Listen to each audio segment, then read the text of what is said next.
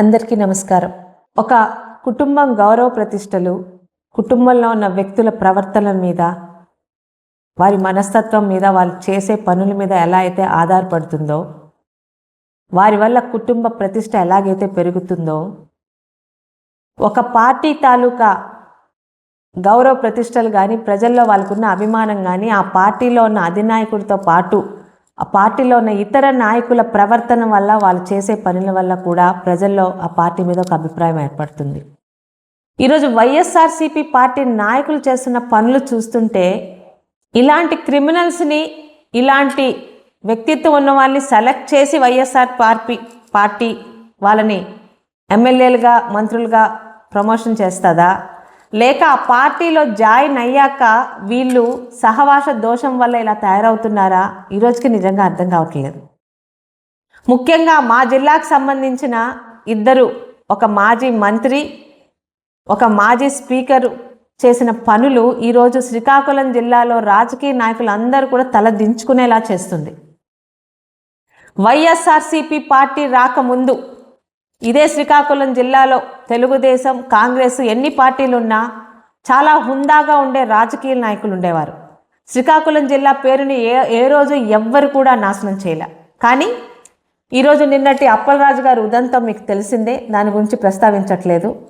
ఇక మాజీ స్పీకరు, ఒకప్పుడు మా తెలుగుదేశంలోనే ఉండి ఎన్నో మంత్రి పదవులు అనుభవించి తెలుగుదేశంలో ఉన్నంతకాలం ఎంతో హుందాగా ఉండే తమ్మినేని సీతారాం గారు ఈరోజు వైఎస్ఆర్సీపీ పార్టీలోకి వెళ్ళాక ఆయన చేస్తున్న పనులు కానీ, రీసెంట్గా ఆయన చేసింది తలుచుకుంటే పార్టీ సహవాస దోషమే అనిపిస్తుంది.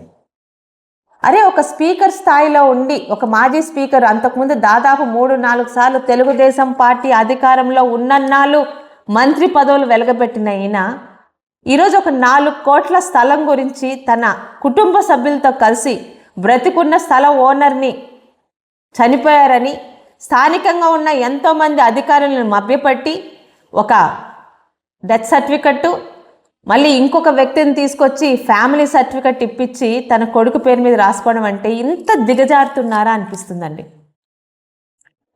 ఒక్క మాట పడితే ఎలా ఉండాలో, ఎలా ఉంటారో ఈరోజు నిజంగా మాజీ స్పీకర్గా పనిచేసిన మా పార్టీకి చెందిన కోడెల శివప్రసాద్ గారి గురించి మాట్లాడాలంటే కంట్లో నీళ్ళు తిరుగుతున్నాయి. ఉమ్మడి ఆంధ్ర రాష్ట్రంలో ఎన్నో ఉన్నత పదవులు, హోంమంత్రిగా కూడా, భారీ నీటిపారుదల శాఖ మంత్రిగా ఎన్నో ఉన్నత పదవులు చేసిన ఆయన పల్నాటి పులిగా ఈరోజుకి ఆ ప్రాంత ప్రజల చేత నీరాజనాలు అందుకుంటున్న ఆయన ఈ వైఎస్ఆర్సీపీ ప్రభుత్వంలో ఒక నెల రోజులు ఏదో లేట్ అయిందంటే అప్పటికి ఆయన ఆ గవర్నమెంట్ వచ్చాక ఒక మాజీ స్పీకర్గా ఆయన ఇంటి నుంచి 1 లక్ష రూపాయలు ఖరీదు చేసే ఫర్నిచర్ ఇంకా వెనక్కి వెళ్ళలేదని ఒక నెపాన్ని సోషల్ మీడియాలో రకరకాలుగా రాసి, అంతటి పెద్ద వ్యక్తి, ఒక డాక్టరు, ప్రాణం విలువ తెలిసిన ఆయన ఆత్మహత్య చేసుకునేలా పురిగల్పిన నీచమైన పార్టీ వైఎస్ఆర్సీపీ పార్టీ.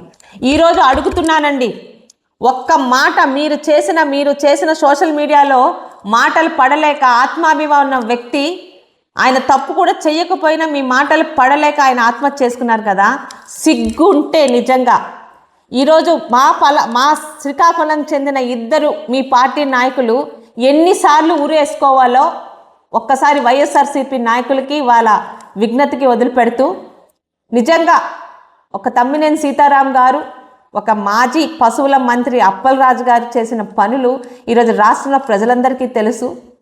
మా శ్రీకాకుళం జిల్లా పరువు తీశారు. ఒక ప్రజాక్షేత్రంలో ఉన్న వ్యక్తిగా ఇలాంటి వ్యక్తులు కూడా మా జిల్లాకు చెందినందున మేము నిజంగా సిగ్గుపడుతున్నామండి.